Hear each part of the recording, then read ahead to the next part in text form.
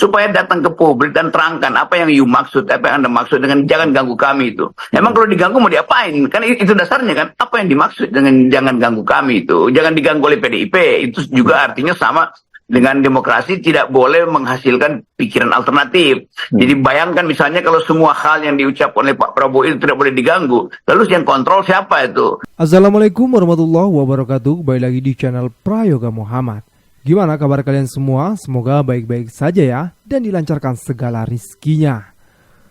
Kemarin statement dari Pak Prabowo yang mengatakan bahwasanya jika tidak mau diajak ke dalam pemerintahan Pak Prabowo, maka jangan mengganggu. Cukup duduk di pinggir jalan saja untuk melihat. Kata-kata itu akhirnya viral dan juga banyak tanggapan dari para politikus maupun pengamat politik dan juga dari para netizen. Nah, kali ini gue akan coba ya kasih lihat ke kalian semua.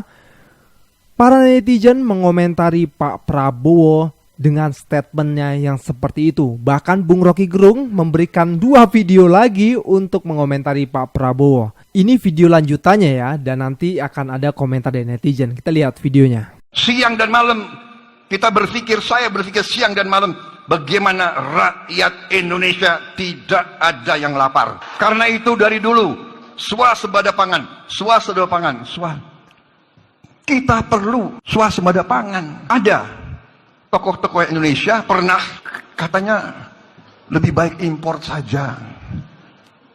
Geleng-geleng kepala saya. Saya tidak punya gelar PhD, tapi saya mengerti pemikiran-pemikiran yang tergantung, yang menggantungkan nasib bangsa dengan import makan dari bangsa lain. Itu adalah pemikiran-pemikiran yang luar biasa. Tidak benarnya. Ada wartawan nggak di sini? Kalau bahasa rakyat sehari-hari itu pemikiran yang konyol. Kalau mau lebih jalanan, bahasa jalanan, itu pemikiran yang luar biasa. Gobloknya. Wartawan yang ini jangan dikutip ya. Dalam 4 tahun Bapak memimpin, Bapak banyak sekali mengimpor, Pak. Ya, ini yang sering impor ini yang. Jangan impor pada saat panen.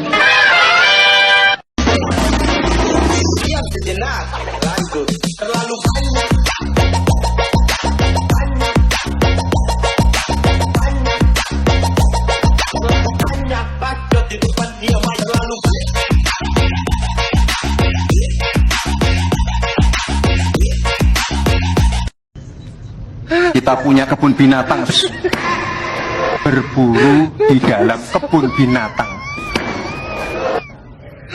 Kita ingin memperluas kebun binatangnya. Kita tanami, binatangnya kita gemukkan. Kalian dengar sendiri ya teman-teman. Jadi di sini Pak Prabowo itu menyinggung siapa ya? Apa beliau menyinggung lawan debatnya ketika dulu di tahun 2019? Oke teman-teman semua, lalu bagaimana komentar dari para netizen? Kita lihat videonya. Menyimak pidato yang diucapkan Pak Prabowo Subianto di acara Partai Amanat Nasional, saya jadi berpikir, Pak Prabowo apakah sedang mengalami tekanan yang begitu berat karena gagal untuk mengajak Partai Demokrasi Indonesia Ibu Megawati bergabung dalam koalisinya, sehingga ucapan yang dilakukan Pak Prabowo Subianto di acara Partai Amanat Nasional tersebut sepertinya mencerminkan tekanan yang begitu besar, sehingga dari kefrustasian itu terucap bahwa mereka yang tidak mau kerjasama menonton saja di pinggir jalan karena kami sedang bekerja. Dan ironisnya Pak Prabowo Subianto juga lupa founding father negara kita membentuk demokrasi trias politika, pembagian kekuasaan antara eksekutif, legislatif, dan yudikatif, sehingga begitu pentingnya peran oposisi juga di dalam pemerintahan untuk mengawal kebijakan-kebijakan pemerintah. Jika kebijakan itu buruk, tentu harus ada yang mengkritisi, dan ini adalah peran dari partai oposisi itu sendiri. Jadi Pak Prabowo Subianto harusnya belajar bagaimana menjadi seorang pemimpin yang baik, seperti yang dia lakukan atau yang dikatakan oleh John Maxwell ya, John Maxwell. A leader is someone who knows the way, follows the way, and shows the way. Yang artinya seorang pemimpin itu dia mengetahui jalannya, mengikuti jalannya, dan menunjukkan jalannya. Artinya pemimpin itu dia harus mempunyai visi misi yang sangat luar biasa, dan juga seorang pemimpin harus bisa mendengarkan, ya, mendengarkan, sehingga ketika dia mendengarkan itu maka akan diikuti jika kritikan-kritikan itu berguna buat pemerintahannya. Juga bagaimana ironis lagi ketika Pak Prabowo sedang mengalami rasa frustasi terhadap PDIP, di video yang nanti kita akan dengarkan, ya, seperti yang ini. Walaupun ada yang ngaku-ngaku kan selalu bahwa seolah Bung Karno milik suatu partai. Tidak, Bung Karno milik seluruh rakyat Indonesia. Feeling saya kayaknya beliau juga dukung saya juga kira-kira ya. Nah, di video tersebut juga sangat jelas sekali bagaimana Pak Prabowo menyerang Partai Demokrasi Indonesia Perjuangan. Dalam hal ini, beliau mengatakan bahwa ada loh partai yang seolah-olah mengklaim bahwa milik salah satu partai, Bung Karno itu. Jelas ini ditujukan oleh Partai Demokrasi, ditujukan kepada Partai Demokrasi Indonesia Perjuangan. Pak Prabowo Subianto, ayolah, Anda belum dilantik. Jadilah pemimpin yang baik, jadilah pemimpin yang hebat. Jangan jadi pemimpin yang disetir orang-orang di belakang Bapak, orang-orang yang nanti justru akan merugikan rakyat, ya. Atau justru Bapak keluar sisi asli Bapak yang penuh dengan arogansi di sini. Jadi Bapak, yuk bekerja dengan baik. Pasti ketika pemimpin itu bekerja dengan baik, Anda tidak perlu mencari dukungan partai-partai. Anda ketika bekerja dengan baik menunjukkan bukti bahwa Anda membela kepentingan rakyat, maka rakyat akan ada di belakang Anda. Halo guys, hari ini beritanya soal Prabowo nih. Prabowo Subianto menegaskan setelah dilantik ia minta pihak yang tidak mau kerjasama jangan ganggu dan mempersilahkan jadi penonton yang baik. Jadi Pak Prabowo meminta kepada pihak-pihak yang tidak mau diajak kerjasama untuk berkoalisi gitu ya, untuk tidak mengganggu pemerintahannya kelak. Nah, Prabowo menegaskan dirinya hanya ingin bekerja dan mengamankan kekayaan bangsa. Nah, hal ini disampaikan Pak Prabowo saat memberikan sambutan dalam acara BIMTEK dan Rakornas Pilkada PAN di hotel, ya salah satu hotel lah di Jakarta Selatan hari Kamis malam lalu. Kita semua pasti tahu ya bahwa yang dimaksud ini adalah PDIP. Bagaimana Pak Prabowo ingin sekali PDIP bisa bergabung dengan pemerintahan gitu, bisa berkoalisi. Nah, cuma yang jadi aneh adalah kenapa dikesankan ya mereka yang tidak mau bergabung dengan pemerintah, tidak mau berkoalisi kok dikesankan seolah-olah jadi musuh negara, jadi musuh pemerintah. Padahal kan justru negara perlu kontrol, perlu pengawasan, perlu pihak-pihak yang bisa memberikan rambu jika pemerintahan berjalan ugal-ugalan misalnya atau tidak seperti rencana yang diharapkan. Kalau semuanya hanya berada satu poros saja, lalu siapa yang akan menjadi kontrol pemerintah? Yang ada jangan-jangan nanti negara hanya menjadi ya area bancakan saja. Yang penting semuanya kebagian, aman-aman saja, tidak peduli masa depan rakyat ke depannya. Nah, apalagi soal presidential club gitu yang akan dibangun Pak Prabowo rencananya gitu. Saya rasa itu juga rencana yang sangat mustahil. Karena kalau kita lihat dari tahun 2001 ya, SBY ini kan diangkat oleh Presiden Megawati menjadi salah satu anggota kabinetnya ya. SBY ditugasi memimpin Kementerian Koordinator Bidang Politik dan Keamanan kala itu. Nah, kala itu SBY lumayan loyal lah kepada Megawati. Nggak ada yang menduga juga bahwa jalan mereka akan berbeda pada akhirnya. Bahkan jadi legenda seteru abadi di dunia politik Indonesia. Nah, padahal SBY ini sudah seperti anak pungut bagi Megawati karena telah diangkat menjadi menteri. Nah, manuver SBY ini lumayan cerdik lah. Dia diam-diam membentuk kekuatan politik jauh sebelum Pilpres 2004. Nah, bahkan di rapat kabinet gak pernah tuh SBY mengaku akan ikut dalam kontestasi Pilpres 2004 gitu, apalagi sampai melawan petahana Ibu Mega yang pasti akan maju gitu. Nah, tapi justru SBY bahkan mengambil Yusuf Kala, Menko Kesra kala itu sebagai wakilnya untuk menghabisi Megawati. Dan hasilnya SBY jika menang, Bu Megawati kalah. Lalu SBY melenggang mulus ke istana dengan partai barunya Demokrat. Nah, tahun 2023, Bu Mega ini juga kembali dikhianati. Kali ini oleh Jokowi dengan tidak mendukung Ganjar Pranowo karena terlanjur menyodorkan anaknya Gibran Rakabuming Raka kepada Pak Prabowo ini. Nah, padahal Ibu Mega kurang berkorban apa buat SBY dan Jokowi. Jokowi bahkan bagi anak pungut yang ditemukan di pinggiran jalan, di kubangan, diambil, dididik, lalu dibesarkan seolah-olah seperti anak kandung sendiri. Sehingga menjadi orang nomor satu di Republik ini. Nah, Apa yang ingin saya sampaikan adalah bahwa politik ini selalu penuh dengan pengkhianatan. Tidak ada yang abadi dalam politik kecuali kepentingan serta usaha mencari oportunitas. Jadi bukan tidak mungkin juga Jokowi akan dikhianati oleh Prabowo atau sebaliknya ya, baik dengan cara kasar ataupun halus.